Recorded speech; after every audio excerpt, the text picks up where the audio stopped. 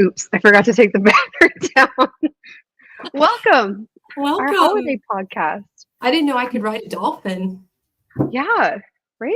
or play the Something new. guitar. Yes, I love it. Beach vacation sounds amazing.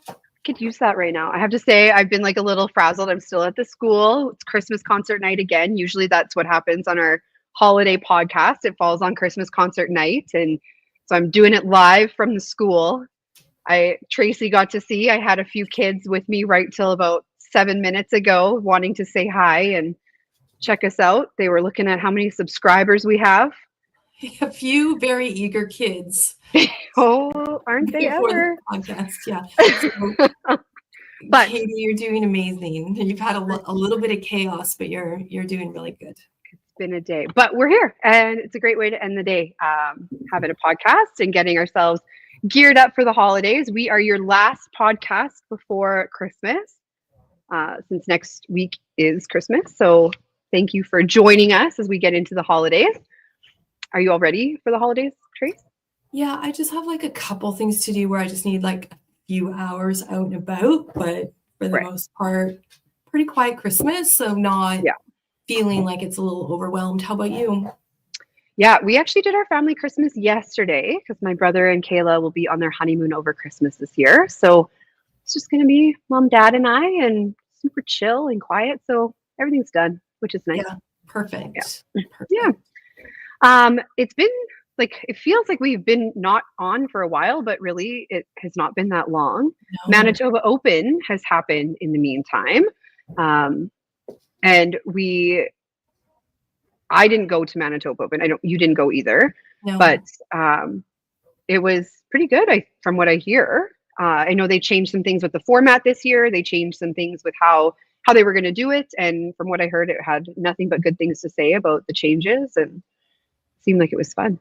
I mean, from watching it on the live stream, it seemed pretty seamless. Looked Yeah. like, fairly good turnout. Looked well run. So, I mean, that's what I saw, but I wasn't there, on the Yeah. ground watching everything. But yeah, some really good bowling. Really good bowling. Yeah. We had 20 females that did end up going, a lot of them from Manitoba, which no surprise there, the Manitoba ladies showing up. So there was 20 females that participated, 25 shifts thrown. So a few that did some second shifts in there, and 3 ladies qualified. So Alyssa Gilardi qualified again. No surprise. She's been having a great couple seasons. Jana Van Wellingham, maybe? I hope that's right. If not, I'm so sorry. And then Chantel Sear all qualified. So Chantel's been at a few events lately and making some cuts. So really good bowling, though. We had 6 shifts from ladies over 250. It's really, really good. Like Alyssa averaging 273, Jana 267, Chantel 260. Like those are high benchmarks, right? Like, so super proud of these women. They continue to be fierce, and yeah, they're definitely up and running, and yeah, it looks good. Yeah. It looks like Alyssa won 3 matches, Jana won 4, and Chantel won 2. So yeah. So the way they do it in the top 40, so top 40 make the cut, and then they go into brackets of 8 or pods of 8, where they do a round robin, have to play everybody once. So in those 7 games, that's what they do. And then I think it's like the top 2 qualifiers from each, plus some wild card spots, move on to make the top 24. I believe Jana made it into the top 24, and then that was where her run ended. Top 8 was like very heavy Manitoba based.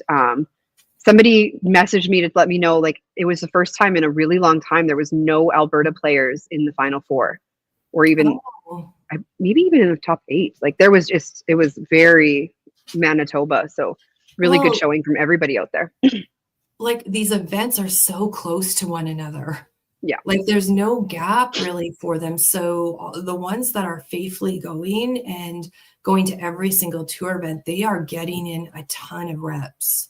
Yeah. You throw in your regular league, that's fine. But like when you're playing at such a high level, so I think it's hard to compete against them. It's true. Yeah. There's so many events. Yeah, it's true. Yeah. And just really, really nice to see that final as well, right?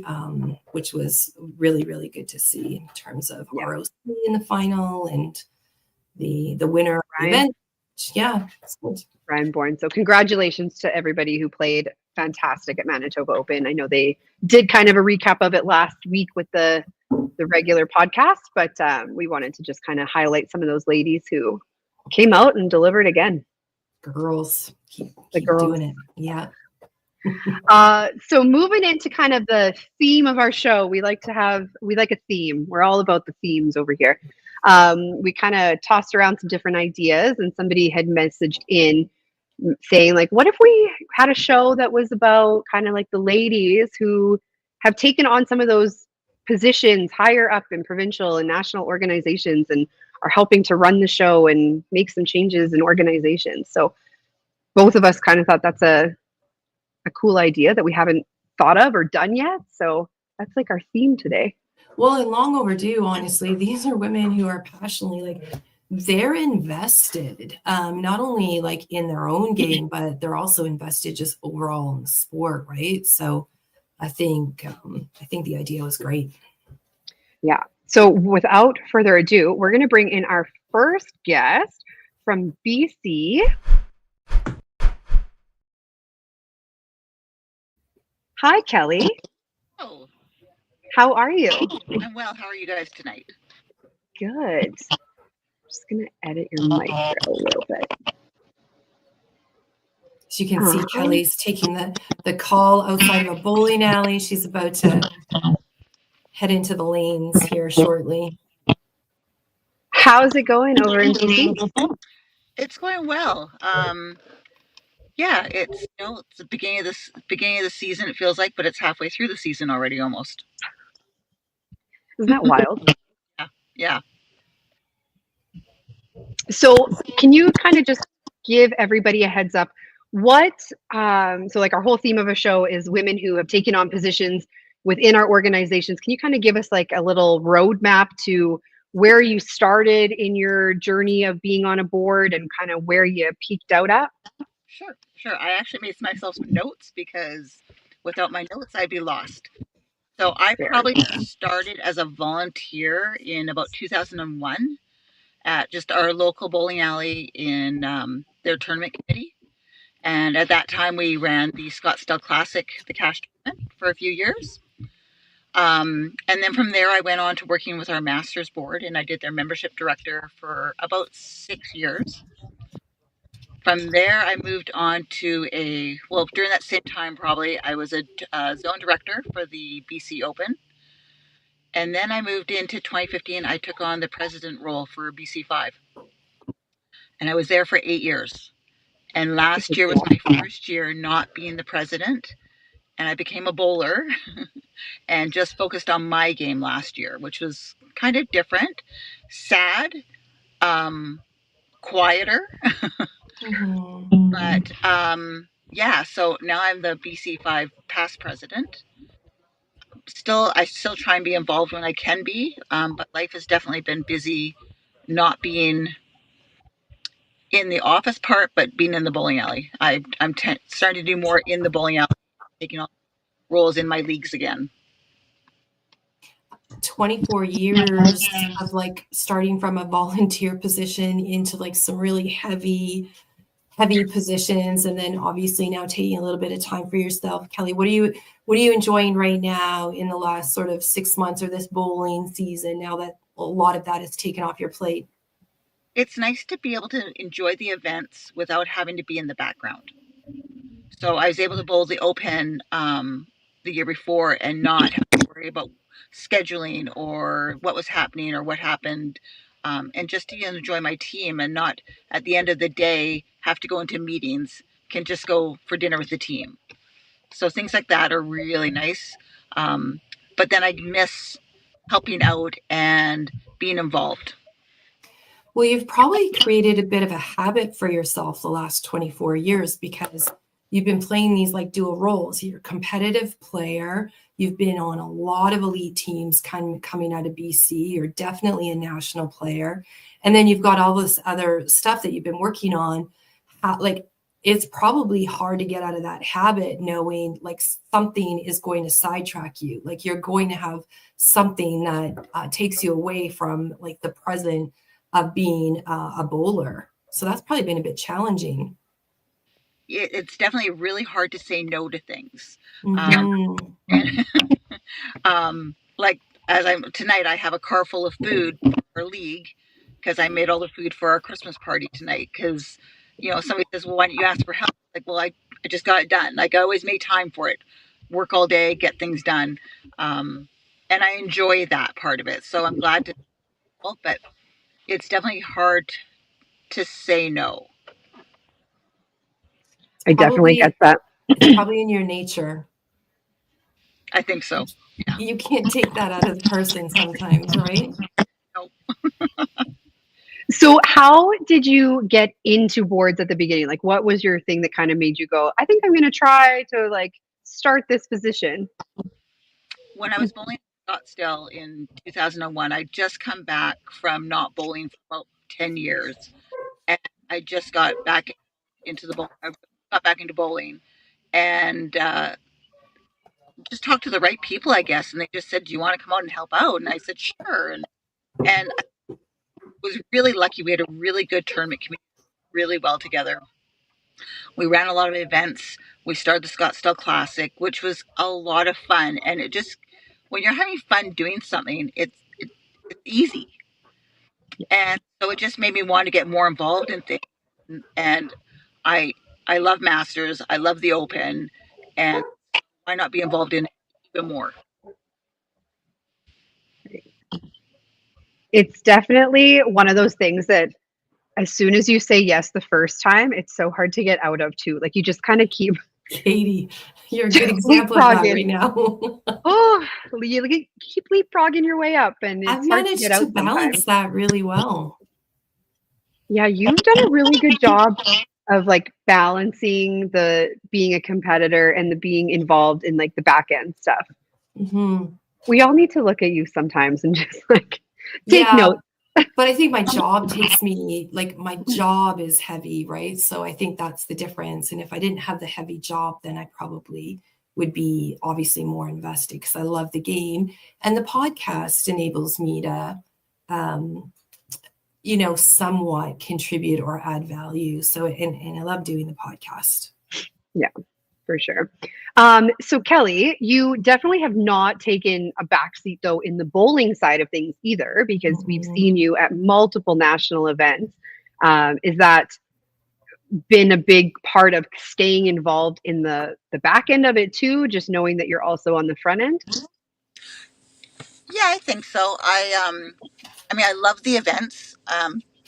It's what I bowl for. I bowl for the events. League is great. Tournaments are amazing. So, just going to the events and seeing everybody from coast to coast. Yeah, it's a really cool environment to know that you have so many friends from coast to coast, and you get to see them at least once a year, if not twice a year. For sure. So one question I have, what is like the one event that you've put on that stands out that you're like, that was like the one I did so good on? For hosting part was when we hosted the last Open in BC, and we had all the Hall of Fame famers come out for the first year. And that was really cool to have all these people that I didn't know from years ago come out and get to meet them and talk to them and host them here in our province. That was really, really cool. Describe that moment a little bit more, because I am sure the energy in the room was just crazy. Well, you had like people that were builders in our sport and people that were builders back then, but are still competing now. And it was just like, it was really, really cool. Like, it was just like, it was crazy. It was crazy busy trying to get everybody here. But just to have everybody there was like, it gives you hope that, this sport has been going on for so long that if we keep working on it, we can keep it going for so many years. Yeah. That makes sense. Yeah. So in looking forward to your season this year, what are some kind of goals now that you have the time to more invest in your own game? What are you looking forward to that way? Obviously, the Masters team. We've had our first 2 sets, and I've done well so far, and so we got 4 more sets to go. So anything can happen. And the Open, I love the Open. I'm hoping my daughter bowls this year, and we can bowl in a team together. That'd be cool. I'd like to get out to the Diamond Ladies again this year because that was last year's my first year, and I'd like to get out there again. I went to bowling school this year for second year with Tom Patterson. And so I've changed some stuff in my game, and I've seen some differences. So always working on my game, always ready to learn more, and want to compete. I want to dive more into the mental part of it and just compete more. The things that you're working on in your game right now, maybe Kelly, share some of those things that you're really working on and the difference that it seems to be making right now. Like little things. I'm working on like PLS, making sure that that is kept to a minimum, taking my time in every single shot because every single ball counts. And I can see like we keep track of all of our stats in our league, and my PLS have come down incredibly, which is really nice. And just taking my time and more focus, like lots of focus on my shot. Love that. Yeah.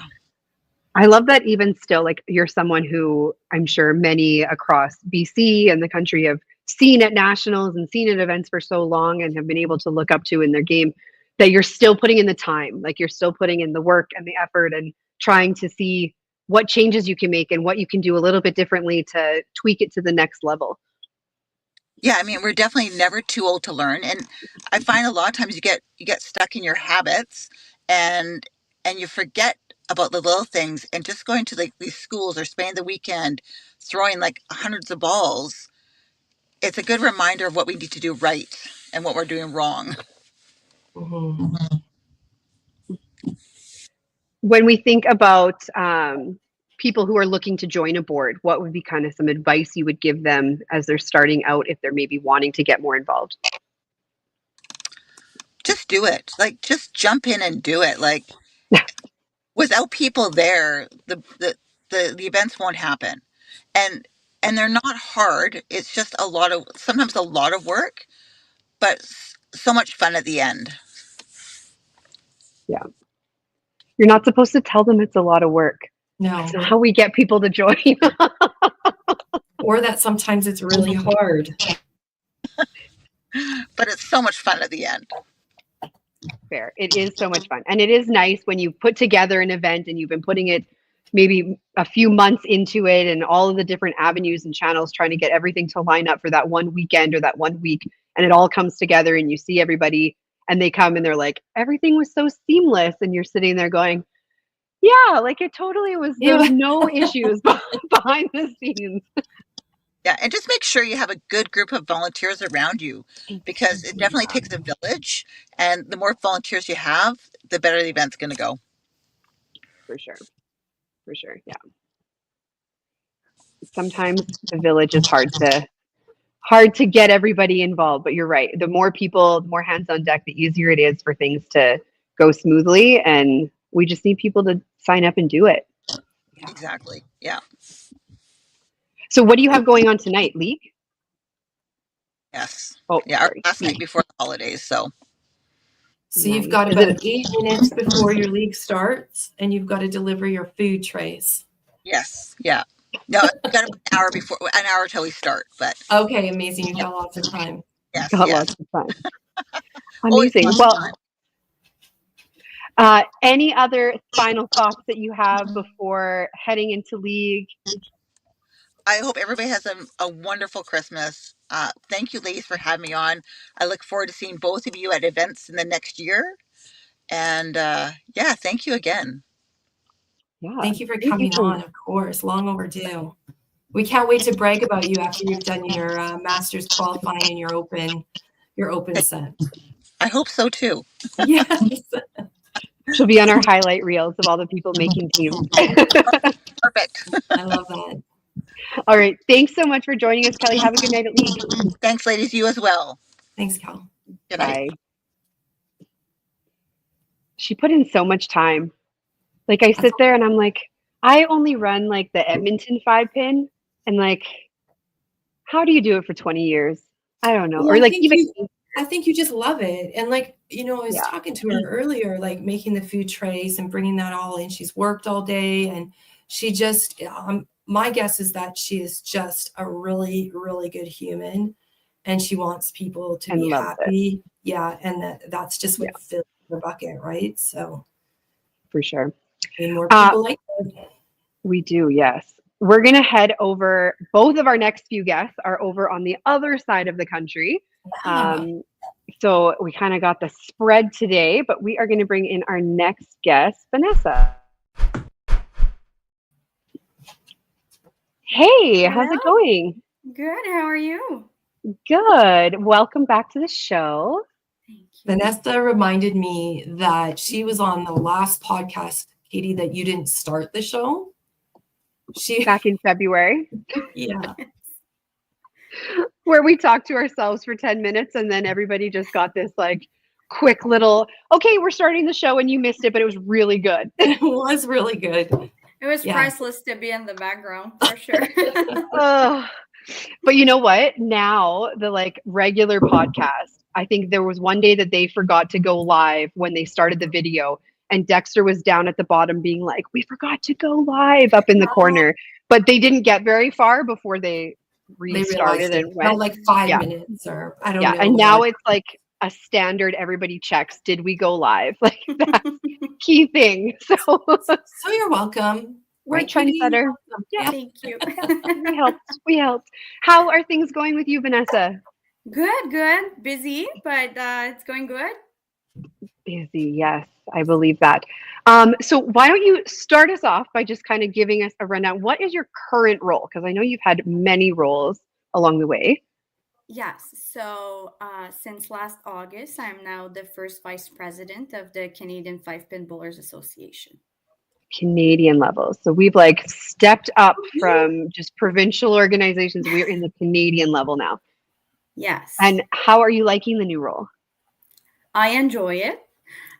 So I occupied the treasurer position for 2 years before that. As a CPA, it was like working in finance 24/7. So it was a lot. So I enjoy being more on the governance side of things. It will be my first it will be the SAGM that I will be running the governance committee. So that's going to be a new experience, but I'm looking forward to it. Amazing. So what was the kind of the first position you started with when was that even? Okay, so if we go back to 2012, Gatineau hosted the Open National Championship. I was the treasurer for the event. So I wasn't officially on the provincial board, but I started as part of the hosting committee. Then 1 year later, I joined the provincial board as the secretary for a 1-year term. In the following years, it went from the Q5 secretary to first vice president, ended up becoming the president of our provincial association in 2021. So I dealt with all of the closures regarding the pandemic and all of that, government discussions, pretty interesting. But I was president until I resigned in 2023 when I joined the C5 executive board, as I mentioned, as the corporate secretary treasurer, and now in the VP position. So, well, like, were you 12 when you started? Like, because that's like 18 years. I was 22. Wow. So young. What made you want to get Well, not involved 18 so years. young? 12 years. Well, I started coaching when I was like a junior in YBC. I think it all started there. Wanted to teach, wanted to share the passion, wanted to help out. Kids needed people around. You don't need to have like your intro to comp, certification to go help like bantams and all. So I think it's where it started, just to be involved, like in volunteering so young. And as you move up, you get to understand the administration behind the management of the sport you like, and you want to be more and more involved. You want to change things. I think it started even way back then. I mean, you are a competitive bowler. You're now on this executive board. You're a wife. You're a mom. Like, And a how are coach. you, and a coach. Like, how are you fitting it all in? Well, I think it's what led me to resign actually from the provincial board when I accepted the C5 role. It's one thing to be part of it, administer the sport, but to be honest, when there was an opportunity to run for the treasurer on the C5 board, I was at a point where I wasn't even sure I wanted to continue being involved at all on the provincial or national level. I wanted to focus on bowling because it's what brought me there. Right. And with the years of volunteering, it felt like bowling was kind of becoming a job, and I didn't want that. I wasn't sure I was like the best position to take on those responsibility. I'll make myself vulnerable here, but like I was scared. I was scared of failing, scared of not being strong enough in my second language, scared of not having the background information and experience needed to deserve this like C5 executive title. Afraid of being, I don't know, like a pain for other executive, which wasn't the case at all. Like lots of support from both executives and director, but I knew that I had a different vision and approach on governance and management than what I was perceiving from the C5 administration. A perception that changed pretty quickly after I joined. You don't know until you're in it, right? I think you both know what I mean. But all that to say that like I doubted myself, but people who know me and it's the same thing that Kelly mentioned. I suck at saying no. I'm really, really bad at it. and if there's a slight chance of making a difference, I'll take it. I'll jump into the action. Like in life, if you aren't satisfied with how things are, or you don't understand how it can be so complicated when sounding so simple from the outside, well, how about you go visit and get to know how it really works? So I guess I prefer continuing making all possible efforts to give our sport the place it deserves, and I somehow hope I can make a difference, as small as it can be. I want our sport to live, to grow, and just be out there. And at the end, since the show's all about like women being involved, you want to show women that no matter how old you are, or, even in my case, how old people think you are, because I'm usually older than what people are thinking. It doesn't matter whether you have kids or you don't. You want to do something. You believe in yourself, and you just go for it. Maybe the first thing you'll know is that you're the VP of the C5 PBA. And I love the way that your mind works. I might be a bias. What your kids are learning from you, Vanessa, is unbelievable. Hardworking, very dedicated, very passionate, paving the way for others. And to be part of the solution, or like part of the change, right? Not just sitting back and complaining. Like I think we all have gotten into those ruts sometimes where we're like, what's going on at that upper level? But like actually taking a step to like do something and be part of it and put your ideas out there. Mm-hmm. You mentioned like you had a different vision. Can you talk about that a little bit? So when you're looking at the C5, you're looking at this hierarchy, structure, bylaws, policies, step-by-step rules, because it is the association that is not just like accountable, but it is managing all of the sport competitive component of it. So I see it as something very, strict, where how things evolve now with the innovation, and you need to rethink and revamp and reinvent the basics that were there. And how do you do that in the bowling area, just the development of our sport that has been created 100 years ago? Where do you start? But well, you need those just ideas of, yeah, why can't we wear leggings? Like, if we don't see through, if there are no holes, Yeah. if people are wearing that to work now when it wasn't the case before, so why not? I think As that's times the evolve. yes. And honestly, I saw significant changes around the table. So by being on a provincial board, you have access to attend AGM and ACGM for the C5. So you can have two delegates per province. And so I was very lucky to have Danielle Lamarche and Nathalie Trudel teaching me all of it and bringing me with them to those meetings. So I was also lucky it was in Ottawa, so I could go there and observe. So without being a voting member, I could still attend. And I saw a shift in the previous years, whereas in the beginning you could see that, yeah, it was strict. Provinces were talking to provinces, and it opened up.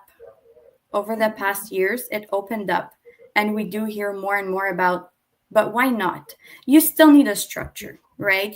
To be equitable, to have to have it running, to have it consistent and transparent and all. You still need to follow policies. Like you still need this governance structure, but it has to be agile and it has to be flexible. Mm-hmm. And I see that happening with the C5. And it must be so nice to be able to see those changes happening, right? A lot of time you don't get to see it if you're not part of those meetings, or you here's kind of how things are going, but to actually be part of the meetings, see the changes in front of you, has to be a good feeling. Yes, definitely it is. And it's probably what pushed me to, not just give up and on the administration side of things and focus only on my bowling. There's also the notion of, I want to continue to be bowling. We still Yeah. need people. We still need volunteers if you want to be able to continue bowling and entertain this competition. You still need the administration behind it. So we need volunteers. When there is great change, often great growth follows quite quickly, right? But you have to have leaders or ambassadors or advocates to influence that. So thank you, Vanessa, for sort of leading the way. So this year, are you playing leagues? Yes, it's actually the first time since I'll say years, maybe probably since my first kid, I'm playing 2 leagues. Oh, amazing. How's that going? It's going. No, it's going well. I start feeling it a bit more. I still need to practice here and there. It's in 2 different bowling centers. So it's been a long time that I haven't bowled at 2 different locations. So that's good too, because it's different sets and The big improving my game. Big time commitment. And then obviously, there will be fruits to your labor. What's the goal? One day at a time. My main goal remains to bowl. I want to bowl.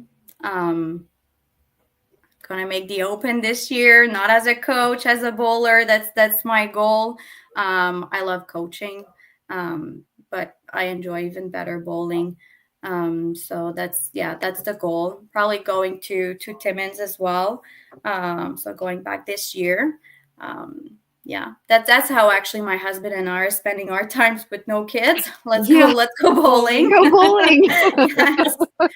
But there's something I just want to make sure I can add, and yes, being able to be part of the boards, it's worth mentioning that the structure can be more flexible in smaller provinces, and territories, making it easier to become involved with the provincial board more quickly. But ultimately, it's a question of timing and opportunities, but it depends on the support that you get. Like I have young kids. I'm incredibly lucky. Yes, he's biased, but I do have a great husband. And just to be surrounded by such amazing people who are also giving so much to our sport. So that's what is making it possible even for me to commit time. And you can't move mountains, on your own. You need those people to push you, and I'm lucky to be well surrounded. So. She speaks so highly of just like the whole experience. Like, doesn't it just make you want to join a board, Tracy? Like that's the goal. No. You can all move. No, but like I have utmost trust and respect in those who are leading, right? And I actually like don't consume myself by the bad behavior or decisions that are made. The decisions are the decisions. And because I'm just not in a position to like enable it, then I let them do their thing. Mm-hmm. And I think okay you're right.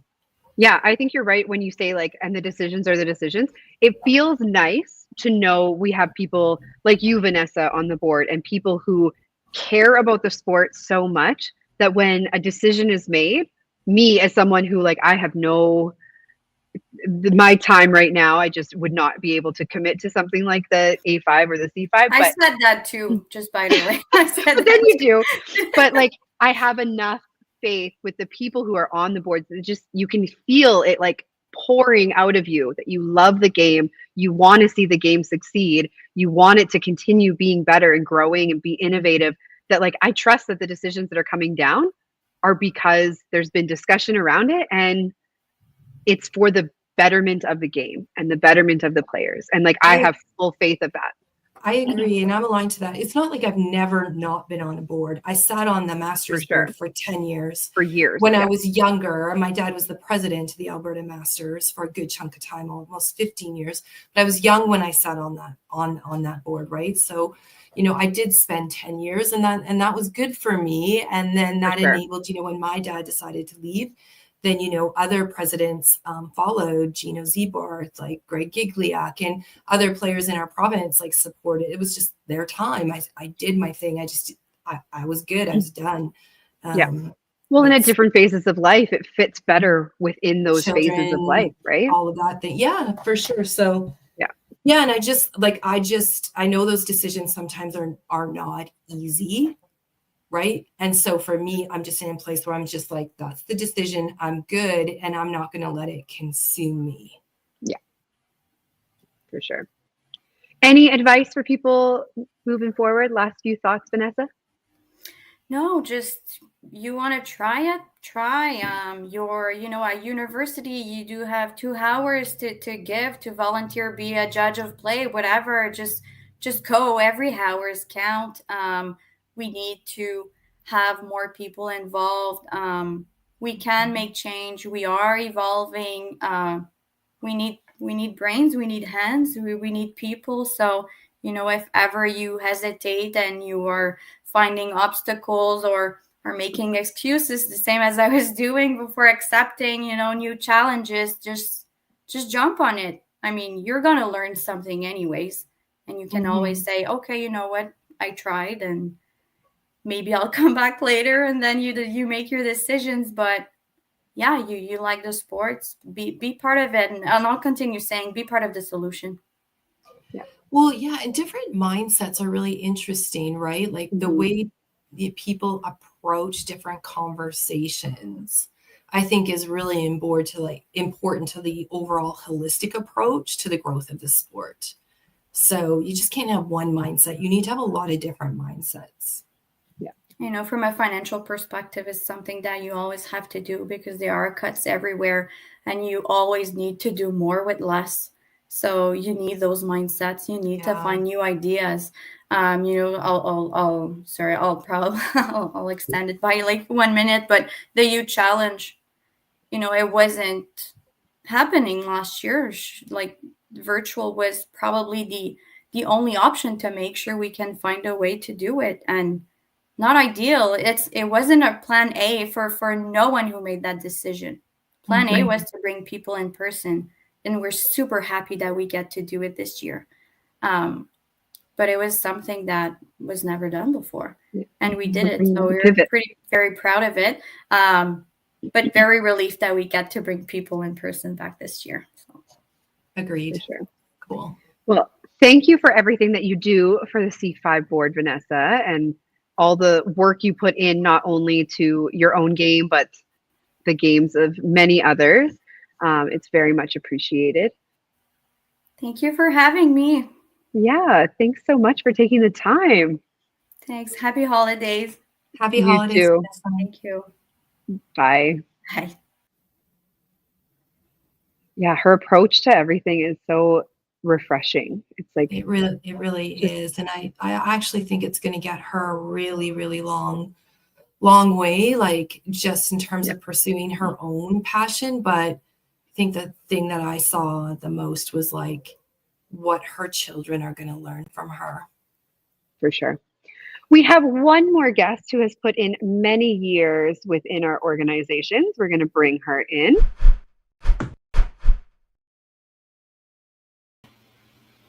Hello, Sheila. Hello, Hi, Sheila. How are you? I'm good, thanks. Thanks for inviting me. Welcome. Yeah. Thank you for joining us. So, for anybody who doesn't know, this is Sheila Carr. Do you want to tell us a little bit about what your role is currently? I'm the executive director of the Canadian Five Pin Bowlers Association. The executive director. So, tell us a little bit about what your role does within the C5. Okay, I'm actually the sole employee now, so Okay. basically the administration, the governance, all the government stuff, if there is any, the tournaments and preparing. Right now I'm working on the long-term development for coaching, getting those manuals ready. So for our meeting in January. Big job. So yeah, it's just a little bit of everything. A little bit of everything. We see you constantly at most of the national events. You're usually at the Open Nationals every year, Youth Challenge Nationals. Do you go to IP as well? Yes. It's a lot of travel too. Like big time commitment that you put in. I get to see a lot of the country though and meet a lot of great people. It's true. For sure. It's a good way of looking at it. Yeah. So tell us how you kind of got up to this role. Like, how did you start? What was kind of your journey to get there? I feared this question because mine It was goes coming back a though. lot. You knew it. I know. I was trying to see if I could avoid it, but I guess not. So I didn't start bowling till I was 15, and I was just as a spare in my father's league. And then they recruited me the following year to bowl in the league. And then the management of that bowling center recruited me for YBC. And then the people working the YBC recruited me as a volunteer for the zone board in Ontario, one of the zones in Ontario. And I was another strong woman with Shirley Wilson from Fenelon Falls and her husband Ross. And they brought me through a lot of the work that had to be done within the zone. And I became a delegate to the provincial meetings. I never sat on the provincial board, but I was at the provincial meetings. And that's where I met Al Hong. And they just happened to have lost their program coordinator when I met Al. And I was working as a office manager in Lindsay, Ontario. And he asked me about moving to Ottawa for the job as program coordinator. And that's how it started. It took longer than that, of course. It was a little more Over the time. yeah. But that's how it started. So when I started, we were 4 full-time staff, and now we're 1. Just you. So yeah, that's part of the, adjusting to the times, right? Mhm. The electronic age allows you to, it seems like more work, but it allows you to do it faster, I think. So Right. That's maybe how we've been able to pare down staffing and that kind of thing. Don't need as much warehouse space, so we've got a small office now, about 10% of what it was when I first started. So Yeah. And you've probably seen a lot of different things and evolution in the game over your tenured experience in your roles, Sheila, and like massive dedication to the sport, a big like part of your life, right? Yeah. Bit of a legacy, I would say, Hall of Famer. You know, in my opinion, just in terms of the contribution that you've given the sport and dedication of the sport. But like, what do you see? You know, where do you see the future of our sport going? Well, that's a difficult question. Mm-hmm. It's concerning the bowling centers that are being sold, and I don't blame the proprietors. These people have owned these centers for many years. They're looking for retirement, and a lot of them are getting offered a lot of big money for their property. So, I mean, you can't blame them for that. I'd just like to find a solution how to save the sport.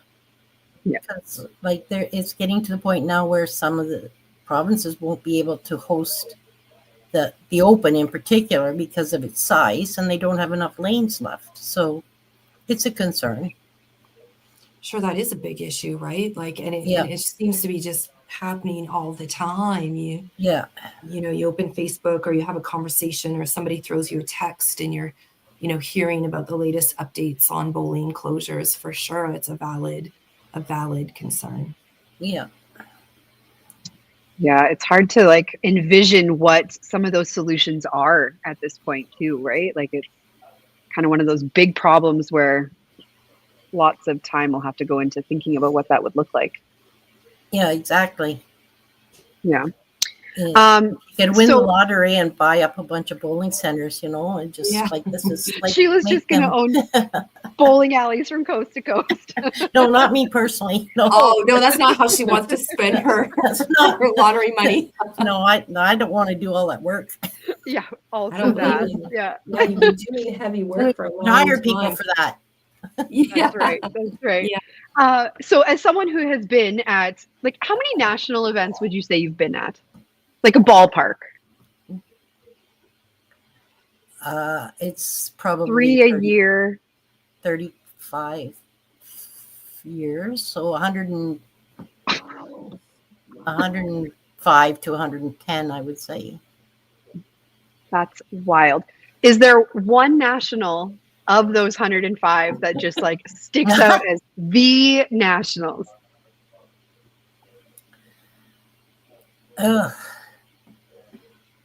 I think they're all great events.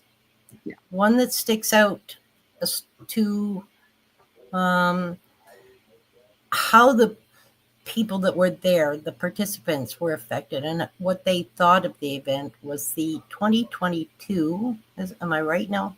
Interprovincial Championship. Maybe it was 23.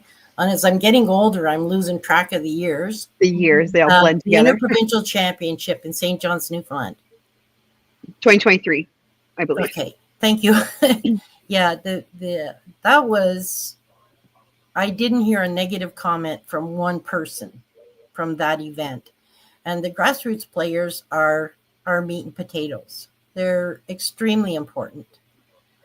Just like the volunteers, this association runs on volunteers. If it weren't for the volunteers, we wouldn't exist. For sure. So, and there's great volunteers from coast to coast, like Kelly being one of them, and Vanessa. Mm-hmm. We've also been blessed with a really great group of people that want to be a part of the C5 board. So, in Alberta, you've got Tim. He's passionate about it. And Annette, she served many, many years. It's just, they're great people. And they don't come in and out. They stay. Mm-hmm. Like our current president is recycled from before because he quit to go into politics. And now he's done with politics. So he's back in the bowling. Right. So it's, the people stay. I went through all of our minutes and I did an attendance checklist, and I think he had attended 33 meetings. So That's at Oh, yeah. 2 per year. So that means Yeah. that's at least 16 years, right? Yeah. So, And as there's much- a lot of people with more. Yeah. Mhm. And as much as you need all those new voices and new ideas coming in, you also need those anchors that just kind of are Yeah. those steady, strong people who are in the organizations that kind of keep the ship going while Yeah. others are coming in and bringing a little bit of freshness and light to it too, right? Yeah, well, the average age of our board of directors has come down quite a bit over the years. There, when Chris Henderson being part of it, and now Vanessa, the age has come down quite a bit from when I first started. Yeah. Sheila, I'm going to ask you a two-pronged question. The first question is, like, what is it that you've loved so much about doing what you do for such a long period of time? And then the second part of my question is, what is your biggest challenge in your role? I just love the whole thing about it's because I started as a volunteer, and what can you not love about getting paid to do the same thing you did as a volunteer? And that's like a lot of what I do is I was doing it as a volunteer. Yeah. Up until 1989. And my biggest challenge, I think, is me. I doubt myself a lot. I always question whether, I think I'm a little paranoid at times too. There's people out there thinking, oh, she's got to go, and that kind of stuff. It's just, I doubt myself a lot. Mm. But that's just my nature. That's the way that I am. Could be, are you a bit of a perfectionist? Like you're a high achiever. You want to show up really well? Yeah, a little too much. Yeah. Yeah. And that to me is passion, and should never be confused for self-doubt. Sometimes it doesn't always go the way that you need it to go, but God bless you, without a little bit of perfectionism, without wanting to be like super detailed, without all of that, a lot of things could go off the rails really easily. So I would just say you should be really, really proud of the investment and the dedication and taking care of all of those finer details, because you just don't want things to go off the rails. Yeah. Thanks, Tracy. You're welcome. Yeah, I get it. I'm a perfectionist myself, and have also a lot of self-doubt. And I mean, I think this podcast is so critically important to how we are feeling sometimes, and validating each other, supporting each other, empowering each other, because it doesn't go unnoticed. And a lot of us at times have the same feelings. Your contribution in the sport, Sheila, there's nothing like it. The fact that you're still feeling like you want to strive to continue to build the sport up and be better at the sport, I think is so important, regardless of when you decide, if you decide that you ever, want to take a back step, that I just can't thank you enough. That is a huge road that you've mapped out for our sport. And I know, and I've seen it, it's not always easy. You've had to make really tough decisions, right? You've had to move in a way that you felt was right to move. Anyways, just be proud of yourself. Keep validating yourself. Hold yourself up. You've done a great job. Hey, thank you. I think when you look at it, there's been 105 nationals that have all gone off so seamlessly, and you work with provinces, different committees within provinces, and by the time the next nationals comes back to that province, the committee that you're working with may be completely different, but there's one common denominator that is having successful nationals every single time. So you wouldn't be able to continue doing it to the level that it's done for 105, 110 nationals, unless you truly like just loved it. And you can see that that is the case. I mean, Yeah, I've seen the sweat and tears. I mean, I sat along Sheila when I was inducted into the Hall of Fame, and you know, I never had that exposure, but to see her enjoy, you know, the event when it was finished, you could just, you know, take a sigh, like, okay, we did this, like, you know, you did. So, anyways, I know it's not easy. I can clearly see that it's never easy, right? Yeah. But, yeah, it's amazing. Any advice you would give to people who are wanting to get involved? Don't talk to Al Hong. Run. He's golfing really not somewhere. so bad. And yeah, he's in Thailand right now, I think. Anyway, so Yeah. baby steps. Learn the steps before you jump too hard, because sometimes going too hard will cause you grief. I've discovered that too. So Yeah. it's Yeah. get a good Yeah. mentor. I've had many of them over the years. Yeah, let's talk about that. Mentors, like who were your mentors? Who are your mentors? Well, like I said earlier, Shirley Wilson, she brought me in, her and her husband, and they brought me up through the until I moved to Ottawa. And then Al taught me the ropes of the organization.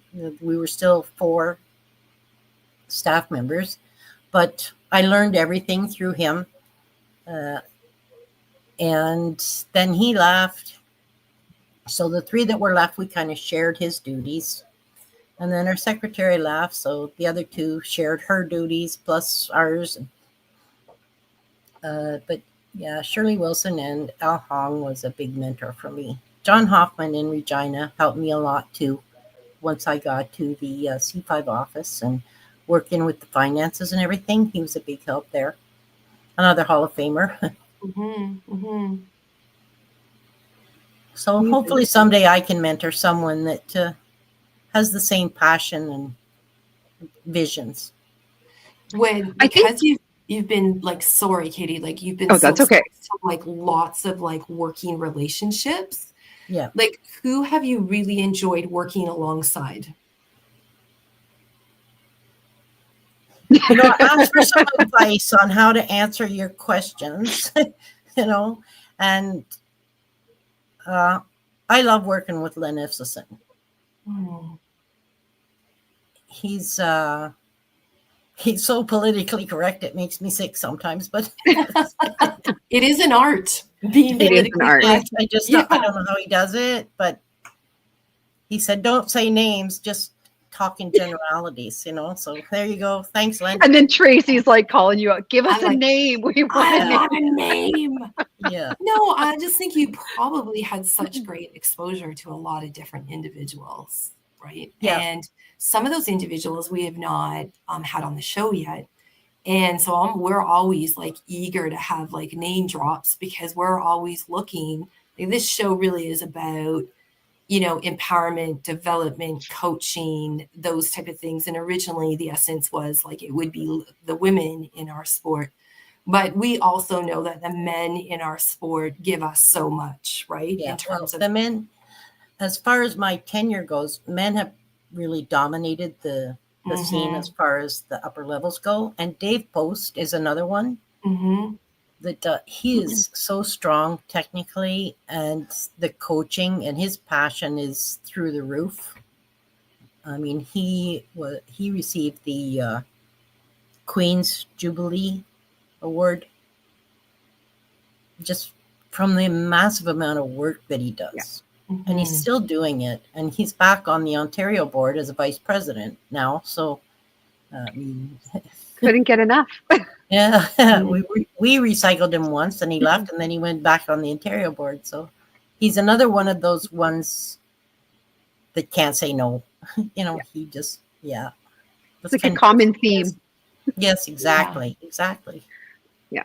Well, you had made a comment that you hope that one day you can kind of be that mentor to someone else or role model to someone else. And I think realistically, you probably already are to so many. The amount of times just even in Alberta, I hear, I don't know, I'll ask Sheila, or I'm going to send Sheila an email. Like, it's a go-to answer. So I think Okay. you already have that going on a little bit, but Yeah, I you've think I definitely done a have. fantastic job. When Al was still with us, they used to call him the old one at our meetings because he knew everything. He'd been there the whole time. So Right.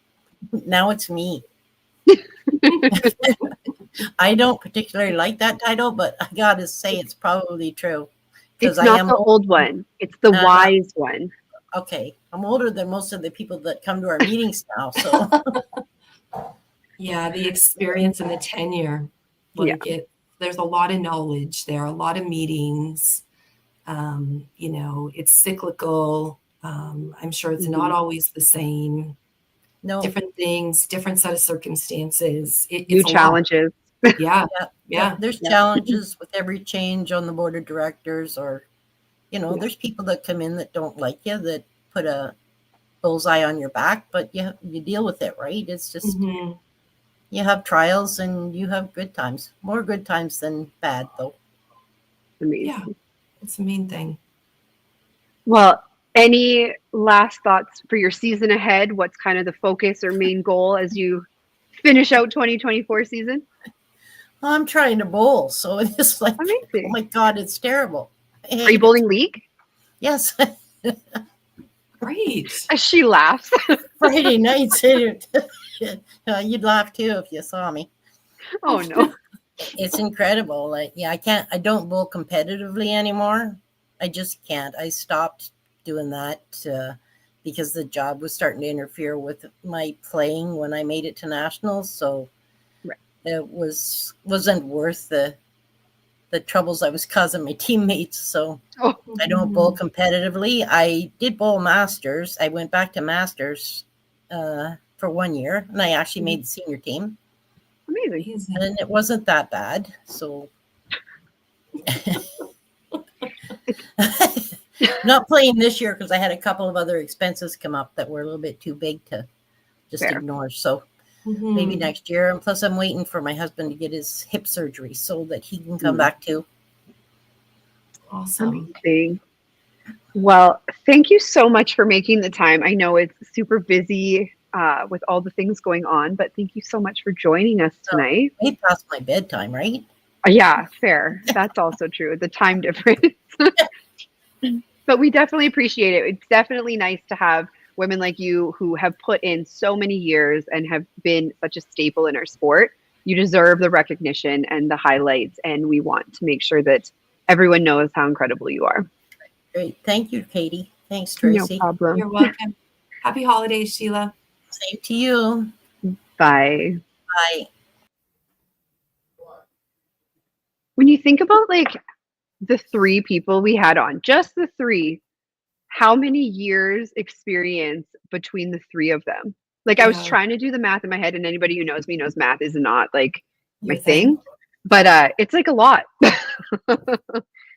Yeah, I'm trying to figure out how do we get Annette Bruno? So we did reach out to her. She told us that the next time we ask, she'll probably say yes. So Okay. we're gonna Throw it have to out just there. keep on her. Annette. We did have her. There's a couple ladies that we reached out to that weren't able to join us tonight. So hopefully we'll be able to highlight them in the future. But yeah, we're kind of at the end. This weekend, Pro League. And then that's like the last thing to happen before the holidays and before a little bit of a break, a reset for everyone. I know there's some fun tournaments like Boxing Day events and New Year's Eve events, but other than that, it's just kind of like take some time. I think we all need it. I think so. Come even stronger in 2025. Exactly. As we look ahead to 2025, there's no podcast next week because it is Christmas Day. No podcast the week after because it is New Year's Day. And then our first podcast back will be January 8th. It's the Frames of Shame coming at you. And then the 15th will be a regular show with the guys. And then we are going to be up on January 22nd. Amazing. I look forward to it. Yeah. So other than that, I hope everyone has a fantastic holidays, gets lots of rest, comes back refreshed in the new year, ready for like a heavy tournament schedule because it's like Masters right after, and then Open qualifyings for a lot of places, and IP provincials for some, I think for most provinces are like right after the holidays. So lots of things happening kind of back to back to back. But Pro League. Pro League in there, Youth Challenge provincials in there. Yeah, it's crazy. Why don't we just throw in some other Ooh. things? But yeah, so hope everyone has a fantastic holidays and New Year's that's safe and relaxing. And we will see you in 2025. Happy holidays, everyone. One more little Christmas show with our Frames of Shame team since they're your next up. So we will see you next time. Awesome.